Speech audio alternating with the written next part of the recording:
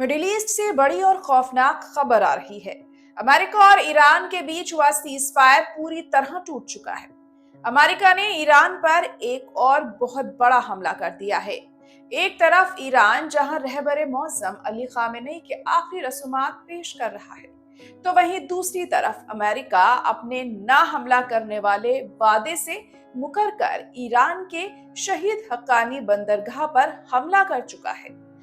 अमेरिकी central command के लड़ाकू विमानों ने ईरान के बंदर अब्बास समेत कई अहम सैन्य ठिकानों को तबाह कर दिया है। इस अचानक हुए हमले से पूरे इलाके में अफरा तफरी का माहौल है और जंग के बादल एक बार फिर गहरे हो गए हैं। अमेरिकी सेना का दावा है कि ईरान ने ही पहले सीज फायर का उल्लंघन किया था, जिसके जवाब में ये कार्रवाई की गई है।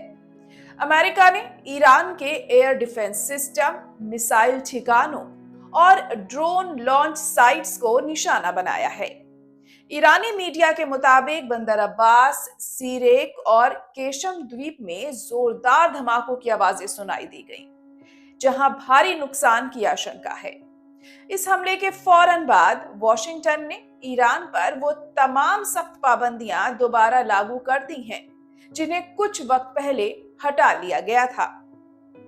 ईरान को अंतर्राष्ट्रीय बाजार में कच्चा तेल बेचने के लिए जो छूट मिली थी, उसे अमेरिका ने फौरी तौर पर रद्द कर दिया है। अब ईरान के पास सिर्फ 17 जुलाई तक का वक्त है, जिसके बाद उसका तेल व्यापार पूरी तरह रोक दिया जाएगा। जंग की इस ताजा चिंगारी का सीधा असर ग्लोबल मार्केट पर देखने को मिला है। कच्चे तेल की कीमतों में जबरदस्त उछाल आया है। ब्रेंट क्रूड महज कुछ घंटों में 3% की बढ़त के साथ $76 प्रति बैरल के पार निकल गया है।